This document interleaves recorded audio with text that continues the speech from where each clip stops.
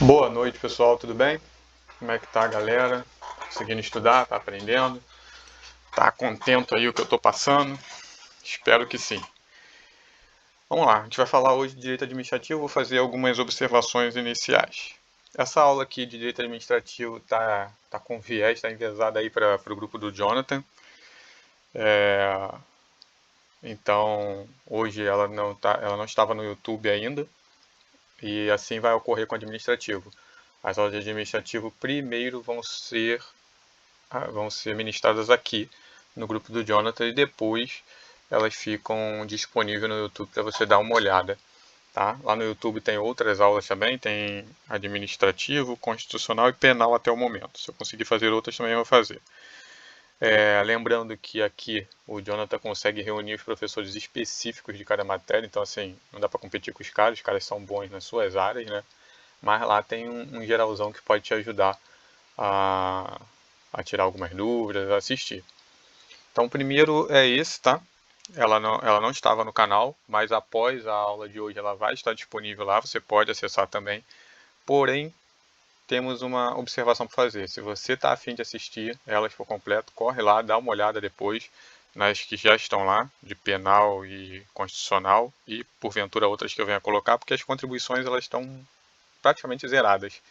Então, em algum momento, eu estou pensando em subir isso para o Hotmart, só para poder cobrar ali uns 10, 15 reais para todas as aulas de determinada matéria, não por cada não, mas para poder capitalizar. Mas no momento elas estão todas liberadas, então corre lá e vê. E de qualquer forma, mesmo que vá para Hotmart, mesmo que vá para qualquer coisa do tipo, as de administrativo, todas elas eu vou liberar aqui, o Jonathan vai conseguir exibir elas por completo. Então também é importante que você veja aí a data que ele vai colocar e tente assistir ao vivo aqui com ele, porque é uma garantia que você tem de assistir a aula por completo sem precisar contribuir, mas se puder contribuir é excelente, tá?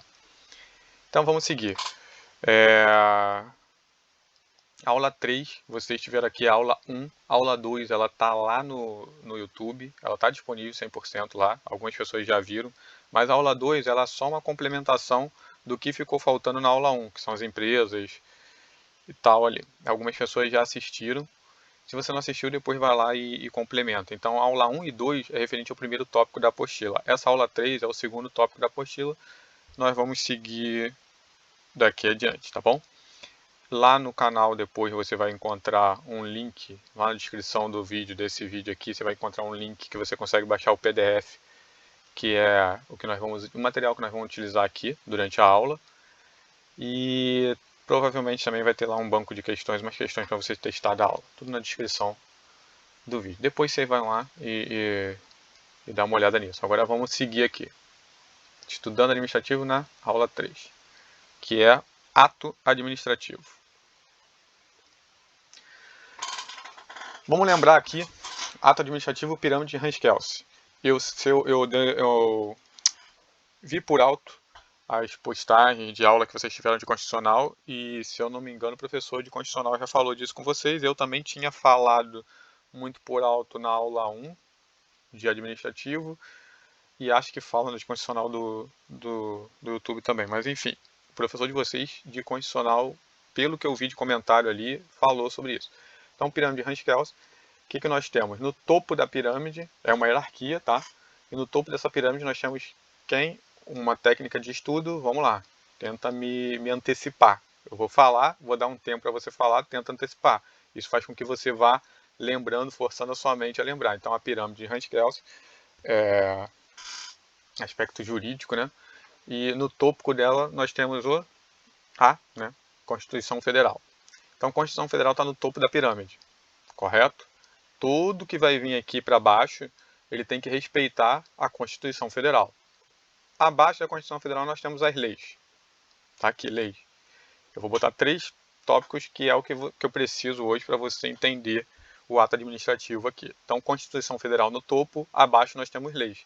Aqui nós vamos ter a declaração de vontade, não inova e nunca será supralegal, que é a declaração de vontade nada mais é do que o ato administrativo. A administração pública ela tem a vontade e ela vai exteriorizar através do ato administrativo. E aí você vai olhar na pirâmide e vai observar que nós temos no topo a Constituição Federal, as leis, essa lei precisa estar de acordo com a Constituição Federal e esse ato precisa estar de acordo com a lei, que consequentemente vai estar de acordo com a Constituição Federal. Então, é importante a gente observar que esses atos, o ato administrativo, ele será sempre infralegal. Por que infralegal? Por que ele está abaixo da lei? Porque quem vai autorizar esse ato administrativo é justamente a lei. Ele precisa de uma lei autorizando para que ele possa executar ali e ter o ato administrativo. A lei, ela é geral e abstrata, certo? Ela fala de uma maneira genérica para todos, geral e abstrata. Aí vem o ato administrativo e concretiza aquela lei geral e abstrata. Ele vem aqui e concretiza. Esse é o ato administrativo. Olhou essa estrutura, a gente falou, você consegue já se situar e ver aonde nós estamos. Juntando com a primeira aula, você já vai entender ali que existiram as pessoas jurídicas, lembra? Pessoas da administração pública direta e indireta, elas criavam os órgãos, dentro dos órgãos tinham os agentes, e os agentes eles vão exteriorizar a vontade da administração pública através do ato administrativo. Se você está vindo acompanhando e não está deixando essas dúvidas acumularem, a coisa vai fluindo com uma certa facilidade. Aí aqui você está vendo, concretizando, vamos seguir. Conceito, vamos lá. O que é o ato administrativo? É uma manifestação unilateral de vontade da administração pública. Aquele agente, aquele órgão está investido de prerrogativas públicas e ela está em complemento à lei. Por que em complemento à lei? Porque é a lei que autoriza o ato. Então, de novo, sempre infralegal. O que quer dizer que ela é uma manifestação de vontade unilateral da administração pública? O que quer dizer esse unilateral aqui? Que é uma imposição mesmo, tá? Podendo ser utilizada até a força. É o poder de polícia. O Estado, através do ato administrativo, ele vai impor a sua vontade. Então, como ele pode se manifestar, eu coloquei aqui, que nem sempre é de forma escrita, pode ser verbal, pode ser uma placa, pode ser um sinal luminoso, e você está entendendo ali que é uma ordem, sinal vermelho, você tem que parar. É um ato administrativo, tá fazendo com que você pare, está impondo a vontade dele de forma unilateral. Então vamos lá, aqui estão os agentes públicos, representando os agentes públicos exteriorizando essa vontade através do ato administrativo. E aí vem uma pergunta, pelo particular, eu posso ter essa manifestação unilateral de vontade da administração pública acontecendo pelo particular? Cara, isso pode acontecer, tá? Vamos lá. Quando que isso vai acontecer? Desde que aquele particular ele esteja em colaboração com o Estado desempenhando serviços públicos por delegação do poder público. Na primeira aula também, nem foi na complementação, na primeira aula eu já falei para vocês, logo lá no início, que depois que eu falei da importância da autarquia em regimes especiais que iriam fiscalizar, que o Estado foi ficando uma coisa muito robusta e complexa de se administrar, em que em algum momento ele delega ao particular parte das suas atribuições, ele não perde ela, ele delegou, mas ele fica fiscalizando, lembra? Então, num caso desse, o particular estaria ali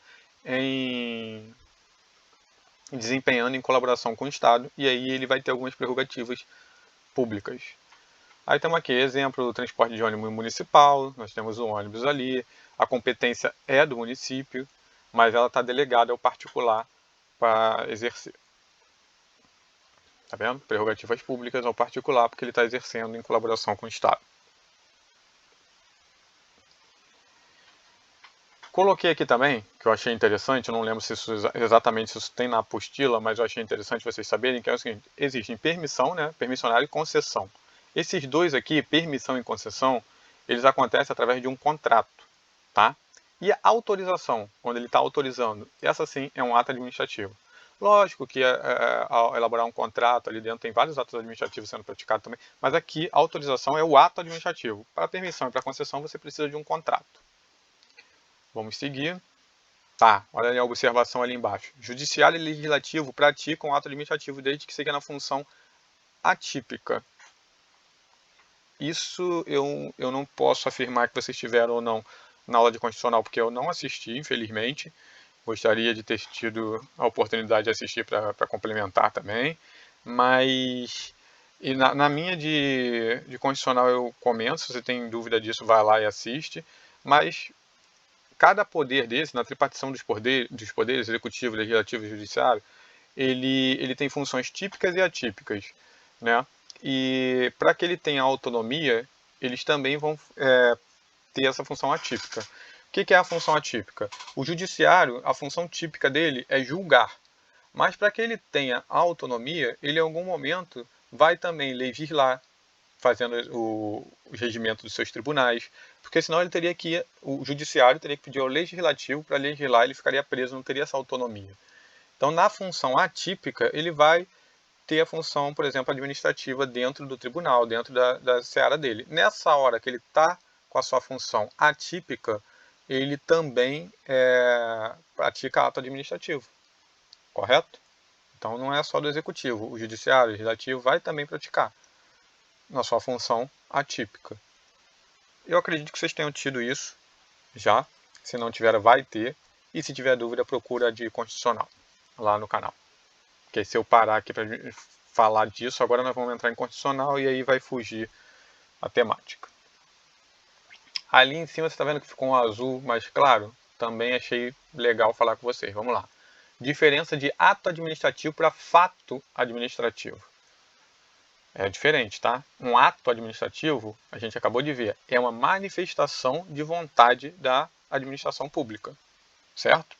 Através do seu agente, ela manifestou uma vontade. Isso é o ato administrativo. Agora, o que pode acontecer? Um fato administrativo é um fato, algo que aconteça, que não é necessariamente a administração manifestando a sua vontade, mas que vai implicar no ordenamento jurídico. Tá? Ele também é conhecido como ato material. Tá ali, ó. Ato administrativo, ato material é o fato administrativo. O que é isso? Me explica melhor. Tá aqui.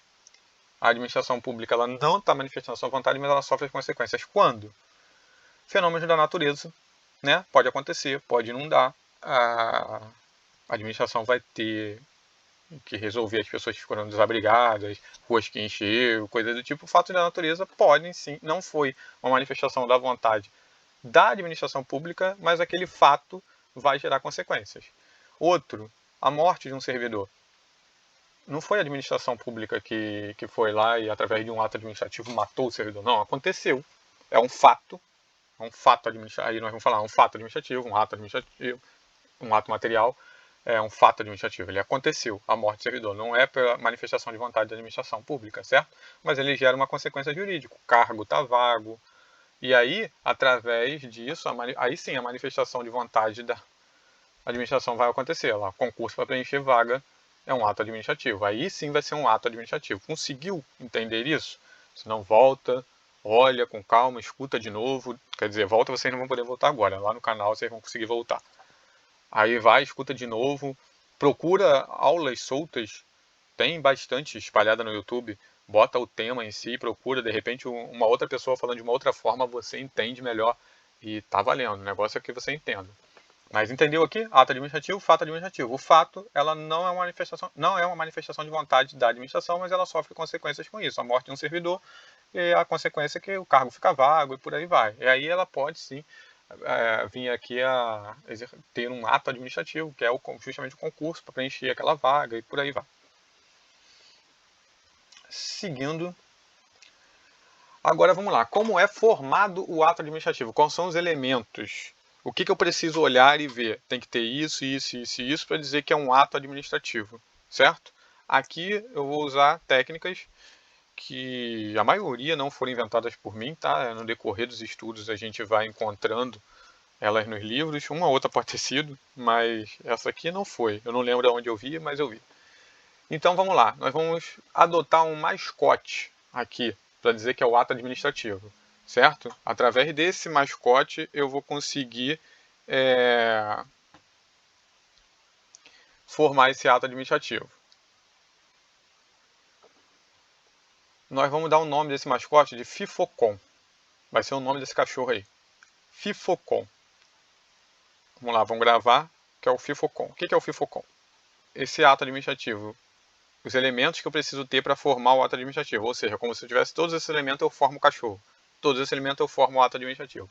Finalidade, forma, competência, objeto e motivo.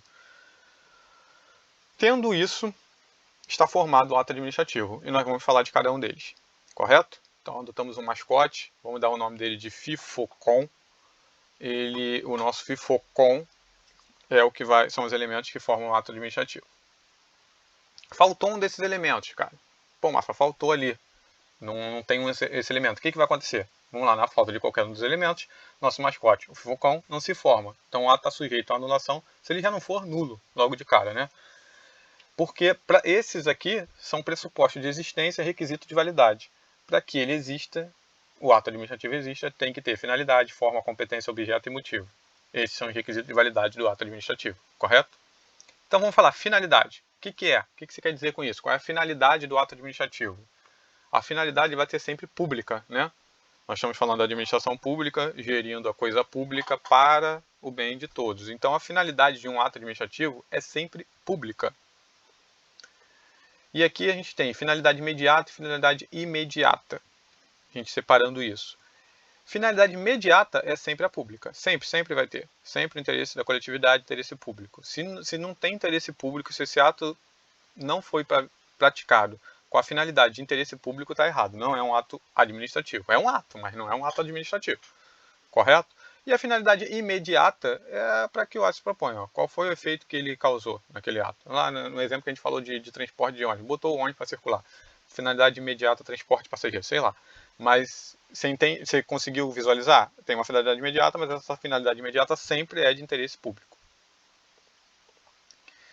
E se for privado? Eu te falei, lá. Sujeito à anulação, ou já é nulo. Porque não é um ato administrativo. Forma.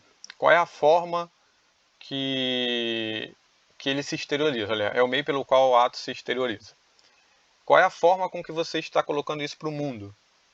Né? Era vontade. A vontade estava lá. E qual foi a forma utilizada para expressar essa vontade pela administração pública? Correto?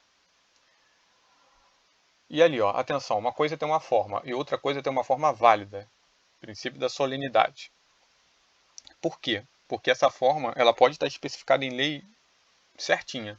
Tem que ser assim, assim, assado. Se ela tiver desta forma especificada em lei, ela precisa seguir aquilo. Se não seguir aquele modo, ela não vai ser válida. Então, a lei pode ser que tenha uma forma, mas essa forma é válida ou não? E a gente vai precisar estudar. Ele seguiu o que a lei mandava, a lei mandou, não mandou, ela mandou com mais exigência aqui, menos exigência ali, e por aí vai. Então, lá, a forma utilizada, se ela não for a melhor, mas a lei não proíbe, e se alcança o resultado. Entendeu? Vamos lá. Eu tinha uma forma, não foi a melhor forma, tinha outras formas de exteriorizar aquele ato, mas ele alcançou o resultado e a forma que foi utilizada a lei não proibia. Aí ok, entendeu? Aí a gente vai poder trabalhar aqui com uma coisa que será chamada de poderá ser convalidado. Nós vamos falar melhor disso, mas nós vamos aproveitar aquele ato. Ele vai poder ser convalidado, ser aproveitado e vir para o ordenamento jurídico e formar sim o ato administrativo, mesmo assim. Mas veja que eu botei ali, a lei não proíba, porque nós estamos falando de gestão de coisa pública, diferente do mundo privado para o público. Também foi dito na primeira aula. Estou batendo na tecla como uma espécie de revisão. Finalidade, no mundo público, é tudo que a lei autoriza. Tem que ter uma lei autorizando. Fora isso, eu estou errado. Atenção, nem sempre a forma será escrita. Nós já falamos ali, né? Acabou de falar que pode ser lá um apito do guarda manifestando uma vontade, ou um sinal luminoso, uma placa. Competência. Vamos falar de competência agora. Enquanto no direito, a gente tem sempre essa diferença, né? Direito privado e direito público. Enquanto no direito privado presume-se capaz e mostra-se a incapacidade, no direito privado primeiro você olha, não, a pessoa é capaz. Se você quer dizer que alguém é incapaz, você tem que provar ali a incapacidade dela. No direito público, a competência somente decorre da lei ou da própria Constituição Federal, que a gente viu ali na pirâmide, está acima da lei. Então, assim, essa competência ela tem que ser provada. Ele tem competência. Está aqui a lei mostrando que ele tem competência. Correto? Então vamos lá, é poder. Ó. Essa competência é um poder, dever, que habilita o agente. Então a lei ela vai estar entregando um poder àquele agente público para ter competência para praticar determinado ato, certo? Ele passa a ter o poder. E é um poder barra dever, ou seja, não é um poder que ele pode, se ele quiser. Existe sim ali os atos discricionários, onde tem ali uma margem. Também não é totalmente livre, você não pode fazer o que você quiser. Não, existe ali nesses atos que ele não seja vinculado. O ato vinculado não tem o que fazer. Aconteceu, tem que agir. Na discricionariedade, você tem ali uma margem onde você pode agir dentro daquela margem. Tá vendo? A lei vai conceder e vai retirar essa competência. A fixação de competência ela pode ocorrer em razão de algumas situações aqui, ó, em razão da matéria. E aí a gente pode pensar, vamos pensar no exemplo aqui, delegacias de delegacia de homicídio. Tá vendo? Ela tem, a matéria é dela, então assim, ela tem competência para investigar ali os crimes de homicídio. Então ela teve competência, foi uma lei que deu essa competência para ela através da matéria, ou através do lugar. Você tem competência para praticar determinados atos naquele local. Pode ser pelo tempo, um mandato que você tem, então pelo aquele período de tempo você vai ter aquela competência. E a hierarquia. A hierarquia para uma organização, aí tem o superior, o inferior e aí vai, subalterno. Surge a necessidade de divisão de trabalho. Pela necessidade de divisão de trabalho, surge essa coisa da competência. E aí você tem aqui até a hierarquia.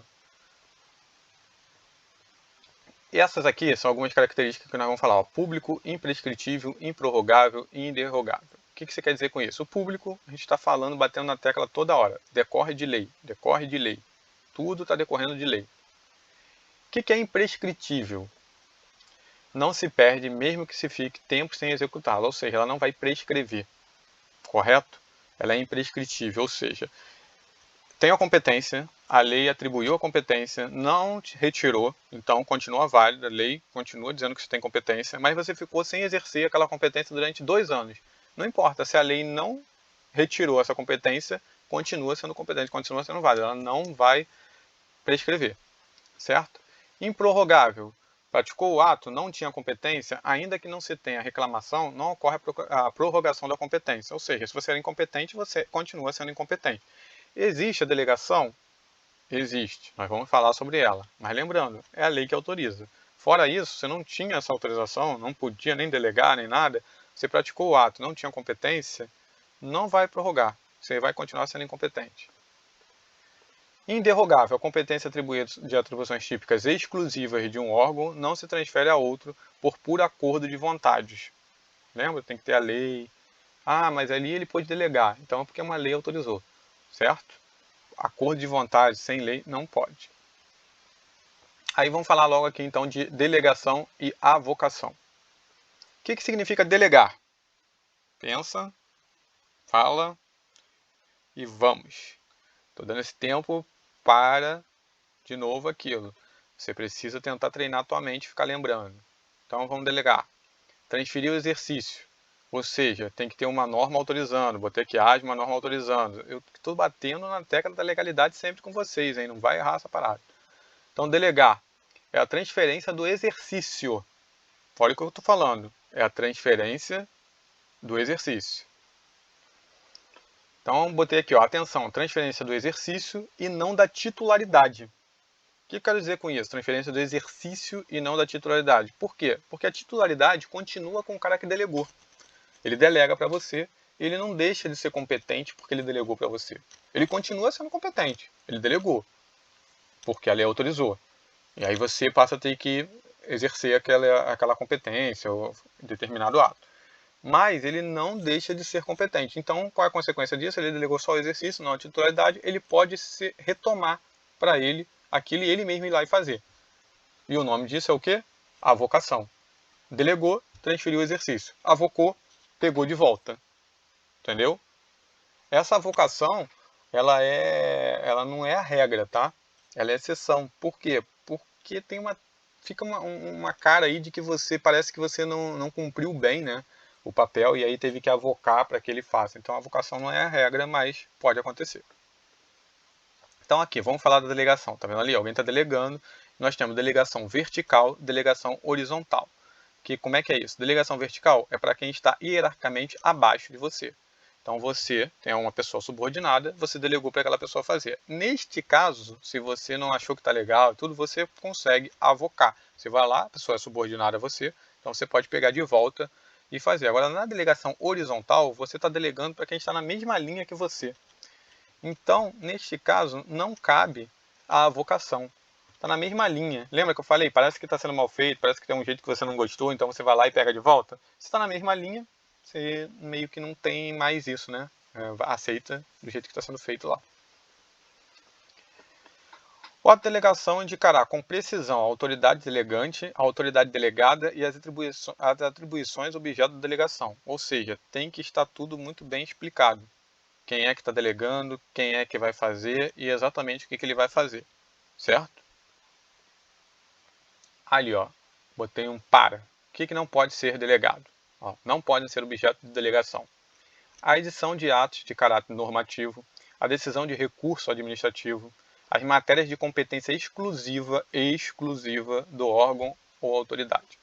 A edição de ato normativo é porque você que tem que, aquela pessoa que tem que normatizar. Então, é isso. A decisão de recursos administrativos. O que poderia acontecer aqui, ó, no recurso administrativo? Vamos lá. Tá só no áudio, né? Então, vamos lá. Você tem o A, que é superior de B. Então, imaginou, o A está ali em cima, superior de B. B praticou alguma conduta e alguém foi lá e entrou com recurso contra essa conduta de B. Certo? B praticou essa conduta, alguém recorreu disso. Recurso administrativo. Recorre para quem? Para quem está superior a ele. Então, nós estamos recorrendo para o A. B praticou, embaixo, A está em cima, alguém não gostou, fez um recurso, que quem deve julgar é o A. Imagina se ele pudesse delegar isso. A vai delegar para B resolver aquele recurso. Ou seja, a pessoa estaria recorrendo de B, perguntando a A o que tem que fazer, e A está falando para o próprio B, assim, vê aí o que tem que fazer. Não seria um recurso, né? B vai falar de novo para fazer o que ele fez inicialmente. Então, por isso que a decisão de recursos administrativos eles não podem ser delegados. Senão poderia acontecer uma figura dessa que a gente acabou de desenhar aqui. Correto? Conseguiram acompanhar? A superior, B inferior. B praticou um ato, alguém vai recorrer. Vai recorrer para A, que é o seu superior. Se o seu superior delega para ele mesmo, para o B, não teve recurso nenhum. B mesmo é que vai acabar revendo seu ato. Ó, para não ocorrer risco de revisão ser feita por quem inicialmente decidiu. Matéria de competência exclusiva do órgão ou da autoridade. Para vocês gravarem a palavra exclusiva, tá?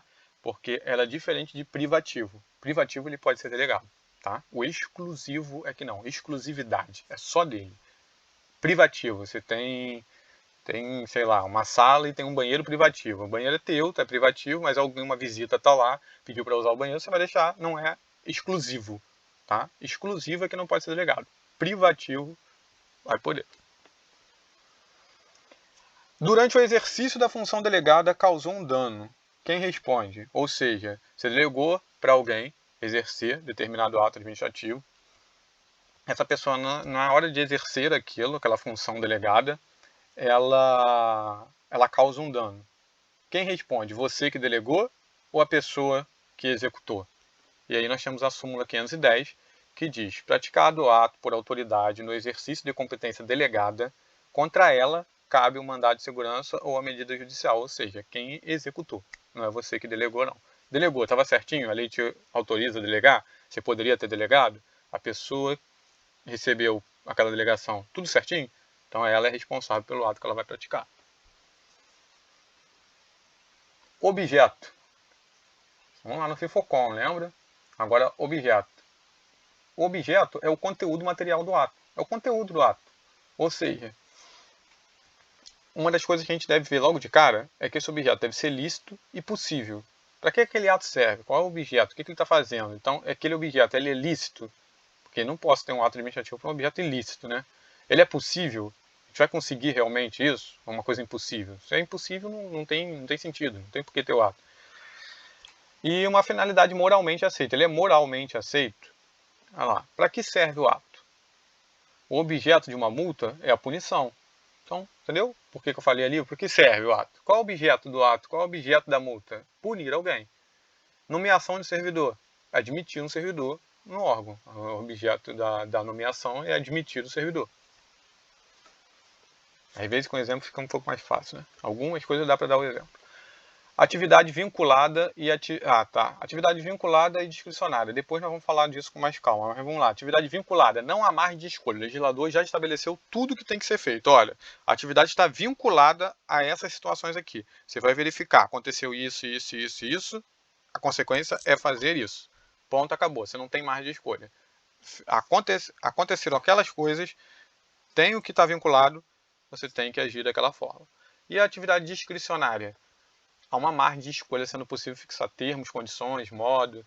Então, na discricionária, não é que você possa fazer o que você quiser. Na discricionária, em alguns dos elementos, vai ter uma margem de escolha para você poder ali caminhar. Não está preso, engessado, e que a consequência é só aquela. Mas nós vamos falar disso com um pouquinho melhor. Vamos lá, motivo. Temos motivo de fato e motivo de direito. O motivo de fato, ele está dentro dessa escolha do administrador. Tá vendo? Tem aquela margem ali discricionária do administrador. Ele vai olhar e tal, esse é um motivo de fato. E o motivo de direito? A escolha foi do legislador e não do administrador. Por isso que a gente está falando motivo de direito. Está na lei. Motivo de direito, está na lei. A escolha foi do legislador. Aconteceu aquilo, por isso que eu falei ali em cima do vinculado discricionário. Agora que eu lembrei que eu botei aqui. Aconteceu aquilo, você tem que fazer. O exemplo disso. Direito de licença maternidade. Está grávida, tem a licença, é um direito. Não tem escolha do administrador, certo? Ele não tem margem para caminhar. Preencheu os requisitos, adquiriu aquele direito, certo? E já o motivo de fato, ele tem uma margem ali, dispensa de licitação. Ele vai ver se precisa, se não precisa, ele tem uma margem. A lei que vai dizer qual é essa margem, mas ele tem uma margem. Uma coisa interessante, motivo, todo ato tem um motivo pelo qual ele está sendo feito, que é diferente de motivação. A motivação nada mais é do que contar a história, exposição dos motivos. A motivação é você estar dizendo quais são os motivos, certo? Motivo todo ato tem. Motivação nem sempre ele vai pedir. Mas a motivação é, eu preciso, nesse ato aqui você precisa contar o porquê, quais foram os motivos. Aí você percebe que se eu tiver um vício aí, ou seja, se tiver errada a motivação, ela está ligada à forma e não ao motivo. O motivo ele existe. De repente você usou uma forma errada para contar quais são esses motivos. Mas aí você tem um vício na forma e não no motivo. O motivo ele tem que existir. Então, motivo diferente de motivação, certo? O motivo está aqui, ó. Todo ato possui motivo. Caso contrário, não formaria o FIFOCOM, tornando-se nulo. Mas nem todos os atos possuem motivação. Foi o que eu falei agora. Motivo tem que ter. Se não tem motivo, não existe o ato. Agora, nem todos têm motivação, que é você precisar explicar os motivos ali. Escrever, talvez, explicar os motivos. Motivação é explicar os motivos. Ele está te pedindo para que explique os motivos. Certo? Isso é legal. Por quê? Porque permite uma maior transparência. Os particulares, você pode controlar esses atos administrativos, uma vez que você conhece os motivos através da motivação. Legal? O motivo existe, você passa a conhecer os motivos através da motivação. Quando ele motiva aquilo, ele conta a história do porquê, quais são os motivos. E aí, por que a gente está falando disso? Para falar da teoria dos motivos determinantes. Cara, uma vez que você contou os motivos, aqueles motivos têm que ser os reais para dar consequência do ato que você está tentando justificar. Entendeu? Você não pode contar um motivo que seja irreal.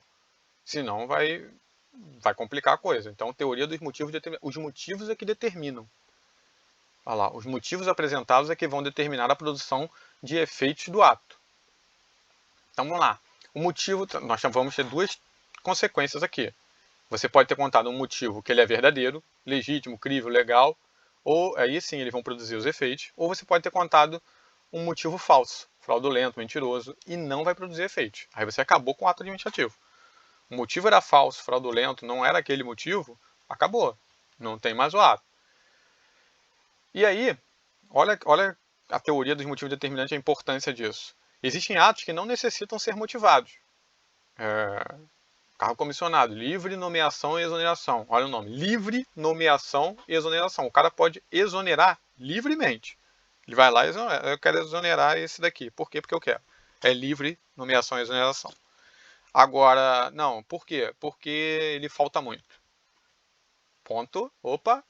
Ele disse que o motivo era a falta, motivou, contou que ele falta muito. Se isso for mentira, apesar do ato que era livre, passou a ser vinculado. Teoria dos motivos determinantes. Se aquilo for uma mentira, aquele ato é inválido.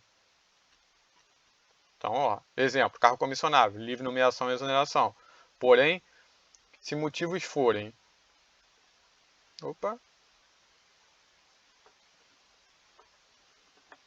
Se os motivos forem falsos, aí ó, vem a linha. Motivo verdadeiro, produz efeito. Motivo falso, não produz efeito. Ele não precisava motivar, mas motivou, tem que ser por motivos verdadeiros, correto? E aí, o cachorro aqui foi formado. Tivemos todos o FIFOCOM ali. Características. O cachorro está formado. Então, o ato administrativo realmente existe, certo? Agora, características vão ter várias, né? É um filhote, um adulto, brabo, um cachorro mais robusto, um mais magrinho, alto, enfim. São as características do ato administrativo. Ele está formado, agora nós vamos falar das características dele. Aqueles lá, critério de validade do ato. Ele tem que ter aquilo para ser formado. Agora nós vamos falar de características. Presunção de legitimidade. Lembra? Todo momento eu estava batendo na tecla? É em decorrência da lei. É a lei que autoriza. É porque a lei deixou. É porque a lei autorizou. Porque a lei mandou. Então, presunção de legitimidade. Todos eles têm. Presume-se que eles são legítimos. Que eles estão seguindo a lei. A lei presume-se válida. A lei, se tem uma lei, a gente já também... a lei está de acordo com a Constituição. O ato está de acordo com a lei. Presunção de legitimidade.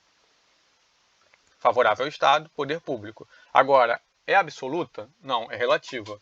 Ela admite prova em contrário. Então, se a pessoa, a princípio, é válido. Se alguém provar que aquele ato é inválido, que tem algum vício, que tem algum problema, que tem algum defeito, aí sim pode ser retirado do ordenamento. A princípio, válido. A presunção é de legitimidade. Você que prove agora que ele não é legítimo.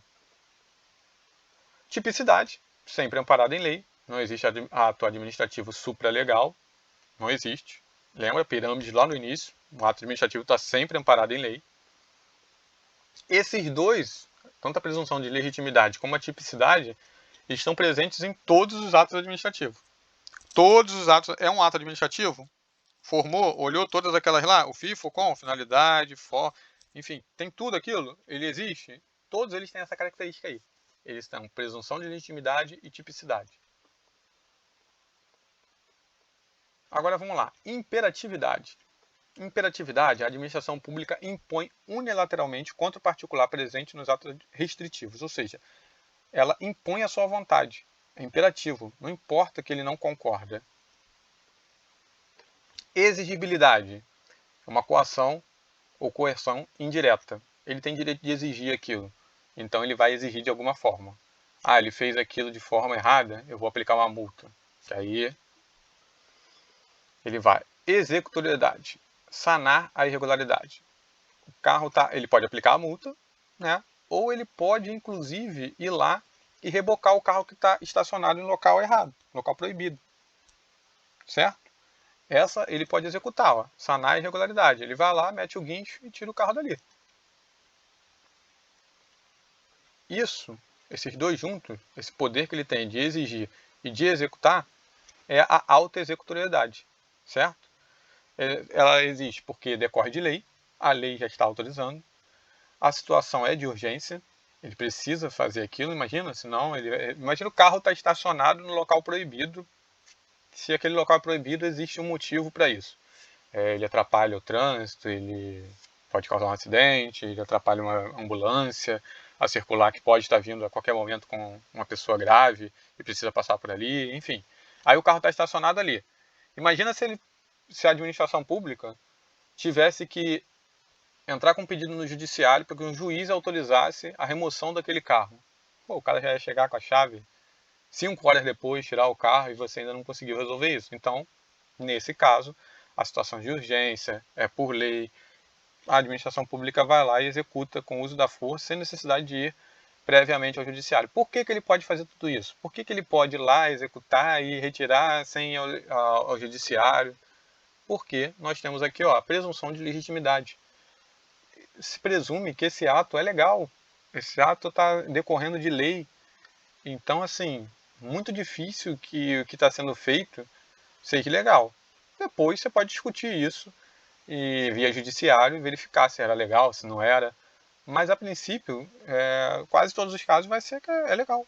Tá ali, tem a presunção de legitimidade. É o que eu falei, ela é relativa, admite prova em contrário. Agora é você que lute para dizer que aquilo é errado. Extinção do ato administrativo.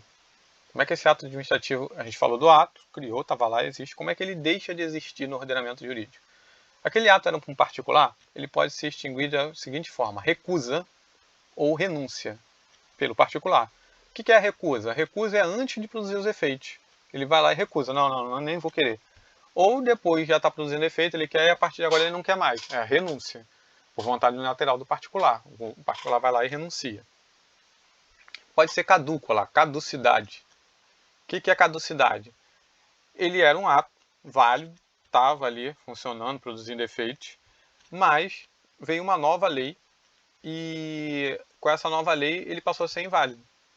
Essa nova lei é contrária a ele, é o contrário, então perdeu o efeito, inovou a nova lei. Então aquele ato ele perde o efeito jurídico em virtude de uma nova lei. Uma nova lei vem e faz com que aquele ato caducou, certo? Anulação, vícios de ilegalidade em decorrência da lei, em desconformidade com a lei. É o poder de autotutela, é um dever da administração pública, correto? Por quê? Porque se ele é ilegal, é um dever, ele não pode continuar no ordenamento jurídico. A administração pública verificou isso, ela vai lá e ela mesma anula o ato. Porque se ela não anular, outra pessoa verificar, correr ao judiciário, o judiciário pode mandar anular aquele ato. Porque aquele ato está em desconformidade com a lei. Então ele vai poder ser, ele tem que ser anulado. E no poder de autotutela, a própria administração não precisa ficar esperando. Ih, eu vi aqui, esse ato é ilegal, deu mole. Surgiu aqui um ato legal. Agora a gente vai ter que esperar a administração, o judiciário dizer, não, ele mesmo vai lá e retira do ordenamento jurídico aquele ato. Ele anula aquele ato, certo? Diferente da revogação. A anulação, eu estou falando que tinha um vício de ilegalidade. Ou seja, o ato era ilegal. Então ele tem que anular. E a administração deve anular se ela verificar isso. A revogação já é diferente, o ato era legal. Somente a administração pública... Lembra que ali em cima na anulação eu falei que você poderia recorrer ao judiciário e o judiciário verificando que o ato é em desconformidade com a lei, ele pode mandar anular o ato. Aqui na revogação, só a administração pública pode fazer. O judiciário não vai poder entrar nessa seara e verificar e mandar revogar. Por quê? Porque trata-se de ato legal, ele está verificado, ele está de acordo com a lei. Então, retirar aquele ato do ordenamento jurídico é uma prerrogativa da administração, que vai ver se é conveniente, oportuno, ele ainda é legal e eu acho que ainda é válido deixar aqui. Fica. Não cabe um juiz vir dizer que o administrador não, eu não quero isso não, você está errado, eu quero que seja de outra forma. Porque aí o juiz está virando o administrador. Cabe ao juiz se ele olhar e falar, não, você não pode porque é ilegal, não está cumprindo a lei. Agora, está cumprindo a lei, tem margem ali de conveniência, oportunidade, discricionariedade do administrador, o juiz não pode virar o administrador e falar, não, mas aqui eu acho que não pode. Não pode. Entendeu? Então, somente o administrador pode revogar os seus atos. Ele pode revogar os atos, mas quando que não cabe revogar um ato? Né? Tá ali, atos vinculados, efeitos exauridos, atos preclusos no processo administrativo, prazo, que gerem direito adquiridos, meros atos administrativos, aí não cabe. Por quê? Vamos lá, ato vinculado. Lembra que eu falei? Não tem conveniência, oportunidade, não tem margem. O vinculado, todos os parâmetros, tudo que tem que acontecer está descrito em lei. Aconteceu, a consequência tem que acontecer, tem que ser executada. É o exemplo lá da licença maternidade. O ato é vinculado. Provou que estava grávida, tem direito à licença. Não cabe a ele, não, eu vou revogar esse ato aí, essa licença. Vou revogar porque não cabe. O ato é vinculado. Nesse caso, não tem condições. Ele não tem margem de conveniência e oportunidade para avaliar e revogar aquele ato. Efeitos exauridos, ou seja, um ato que era legal, estava no ordenamento jurídico e já produziu todos os seus efeitos. Aí ele vai lá, não, vou revogar esse ato aí, já produziu os efeitos, não teria nem mais sentido. E aí vai desproduzir os efeitos do passado? Não pode. Ele era válido. Aí geraria uma insegurança jurídica. Pô, era válido, teve um efeito, eu desfrutei daquele efeito, mas agora eu tenho que pagar por esse efeito porque ele... Não cabe. Efeitos exauridos, exauriu, já produziu seus efeitos, esquece. Ato precluso no processo administrativo, ou seja, que o prazo já precluiu, não tem, já acabou também. Acabou o prazo, não tem mais o que fazer. Que gera em direito adquirido, mesma coisa da segurança jurídica, já gerou um direito para aquela pessoa, daí vida que segue.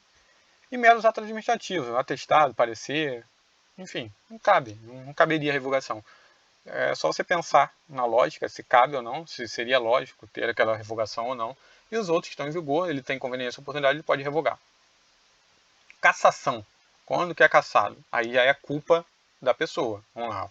Extinção por culpa do particular que deixou de preencher requisitos.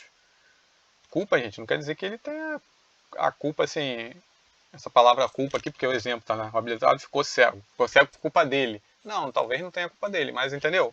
Ele ficou cego, ele deixa de ter... Não foi a administração também que fez ele ficar cego.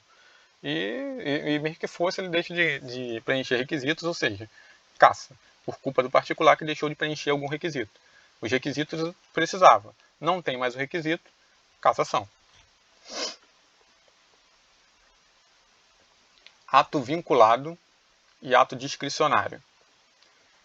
Acabou que durante a aula, eu acrescentei essa aqui, mas acabou que durante a aula a gente veio falando disso, né? Ato vinculado, todos os requisitos estão fixados na lei, não há liberdade.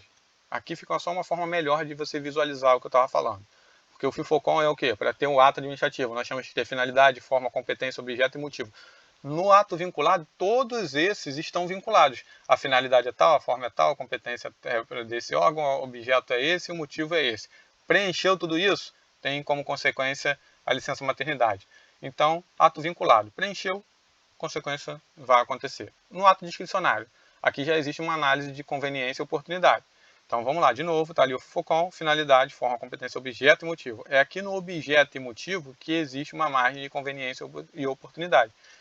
Finalidade, forma e competência, ela vai ser vinculada, tá? A competência está lá, a lei que vai dizer qual é, a forma, a lei vai dizer como é que vai ser, a finalidade tem que ser pública e para aquilo é vinculado. Agora, o objeto e o motivo, em alguns casos, a lei vai dar uma margem para que o administrador possa percorrer e decidir se ele vai fazer naquele momento, em outro momento. Então, esse daí é um ato discricionário. Entendeu? Olha, o que é mais oportuno naquele momento? Cabe ao administrador. E é o que eu falei, nesse caso aqui não cabe ao judiciário vir dizer o que é mais oportuno. Aí, separação dos poderes. Isso foi delegado ao executivo e não ao judiciário. É um mérito administrativo. O poder judiciário não pode adentrar no mérito da tripartição dos poderes. Ah, mas e se ele abusar aqui dessa discricionalidade que ele tem? Se ele passar do que a lei permitiu ou for aquém ali do que a lei permitiu? Então, o ato vai ser arbitrário e, nesse caso, sim, ele vai transbordar os limites, ingressando na seara da ilegalidade. Ele deixa de ser legal. Se ele está dentro dos parâmetros, ele não deixa de ser legal, o judiciário não pode verificar. Ele ultrapassou os limites, aí sim, ele passa a ser ilegal, aí cabe ao judiciário analisar esse ato. Galera, é isso. Tentei facilitar aí as contribuições, isso fica no YouTube depois, dá uma olhada lá. E espero ter elucidado as dúvidas. Eu não consigo, por questões de tempo, estar ao vivo com vocês. Às vezes eu estou ao vivo, não sei se eu vou estar nesse momento. Às vezes eu estou no carro, em outro local. Aí eu estou acompanhando aí a aula em conjunto. Mas eu espero de coração estar sendo válido. Hoje eu dei um jeito de gravar e já deixar isso aqui gravado para vocês. Está numa canseira, eu nem sei como é que foi aí. Não sei se está no mesmo padrão das anteriores, mas qualquer coisa, tá aí o e-mail, manda lá as perguntas, a gente tenta na medida do possível responder a todo mundo. A aula fica no YouTube durante um tempo e quando eu tiver mais um tempinho eu vou ver como é que eu vou fazer essa questão, mas por enquanto está no YouTube e de qualquer forma, mesmo que ela vá parcial para o YouTube, aí de administrativo de acordo com as datas que o Jonathan estipular, vão ser exibidas na sua integralidade aqui. E vai lá, dá uma olhada no YouTube, que tem algumas outras aulas, por enquanto estão todas elas na integralidade lá, vale a pena conferir. Um abraço a todos.